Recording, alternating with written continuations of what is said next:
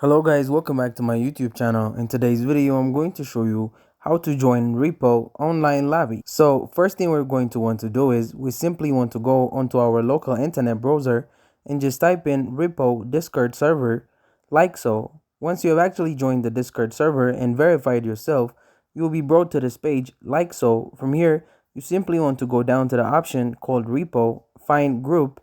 Now, you can simply join a game by copying any of these codes that people are sending into your web browser, which it will open in Steam and allow you to join their Repo party, or you can actually create a party yourself.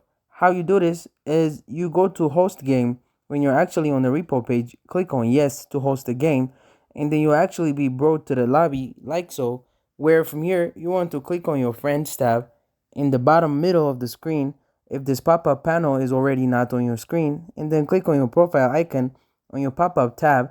And once it brings you to this page right here, you simply want to right click on this join game option and copy the link address, where from here you can simply send it to anyone in this Discord server or to any friends you currently have. And that's it. Thank you guys for watching this video. If this video was helpful, don't forget to like and subscribe to my YouTube channel.